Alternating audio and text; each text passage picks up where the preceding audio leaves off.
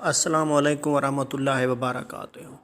عجیب ترین چوری کا واقعہ۔ ایک نہایت شاطر اور ماہر چور نے چوری کی خاطر مہنگا لباس زیب تن کر کے معزز اور محترم دکھائی دینے والے شیخ جیسا حلیہ بنایا اور صرافہ بازار میں سونار کی ایک دکان کے اندر چلا گیا۔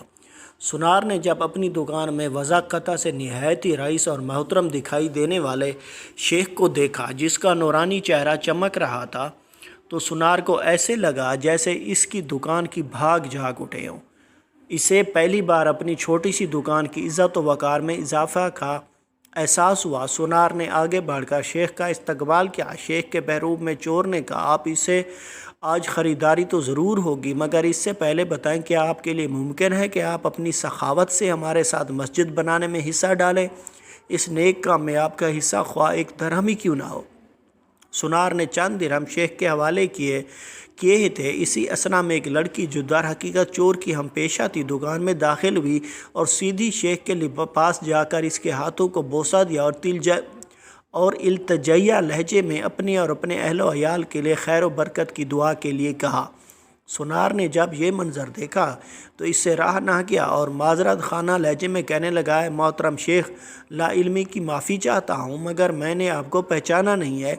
لڑکی نے یہ سن کر تعجب کا اظہار کیا اور سونار سے مخاطب ہو کر کہنے لگی، تم کیسے بد نصیب انسان ہو، برکت، علم، فضل اور رزق کا سبب خود چل کر تمہارے پاس آ گیا ہے، تم اسے پہچاننے سے قاصر ہو۔ لڑکی نے شیخ کی طرف اشارہ کرتے ہوئے کہا کہ یہ فلاں علاقے کے مشہور و معروف شیخ ہیں جنہیں خدا نے کثرت علم، دولت کی فراوانی اور ہر قسم کی دنیاوی نعمتوں سے مالا مال کر رکھا ہے۔ انہیں انسانوں کے بھلے کے سوا کسی چیز کی حاجت نہیں ہے، لوگ ان کی ایک جھلک دیکھنے کے لیے بےتاب رہتے ہیں۔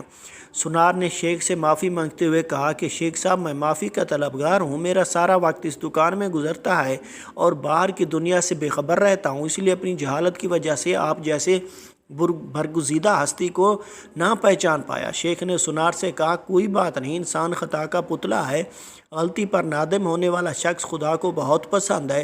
تم ایسا کرو، ابھی میرا یہ رومال لے لو اور 7 دن اس سے اپنا چہرہ پوچھتے رہو، 7 دنوں کے بعد یہ رومال تمہارے لیے ایسی برکت اور ایسا رزق لے آئے گا جہاں سے تمہیں توقع بھی نہ ہوگی۔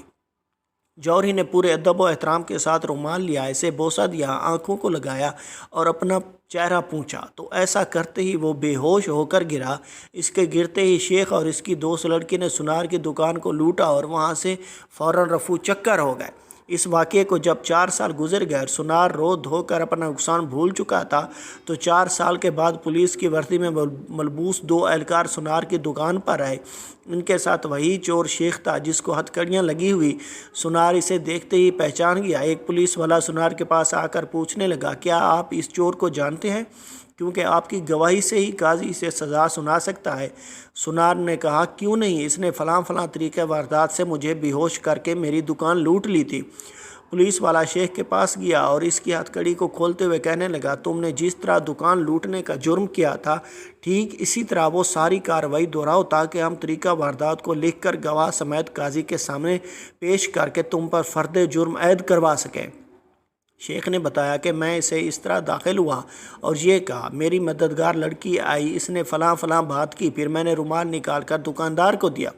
پولیس والے نے جیب سے ایک رومال نکال کر شیخ کو تھما دیا۔ شیخ نے سونار کے پاس جا کر اسی طریقے سے رومال پیش کیا تو پولیس والا سونار سے کہنے لگا، جناب اب بالکل ٹھیک اسی طریقے سے رومال کو چہرے پہ پھیریں جیسے اس دن پھیرا تھا۔ سونار نے ایسا ہی کیا، وہ پھر سے بے ہوش ہو گیا۔ شیخ نے اپنے دوستوں کی مدد سے دوبارہ دکان لوٹ لی جنہوں نے پولیس والوں کا بھیس بدل رکھا تھا۔ آج ہمارے ملک کا بالکل یہی حال ہے، ہر 4 سال بعد چور بھیس بدل کر ہمارے پاس آتا ہے، چکنی چپڑی باتوں سے ملک اور عوام کا سامان لوٹ کر پتلی گلی سے نکل لیتا ہے۔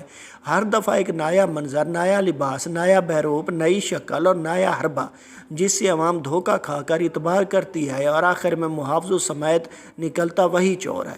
سدا خوش رہیں، سلامت رہیں، والسلام۔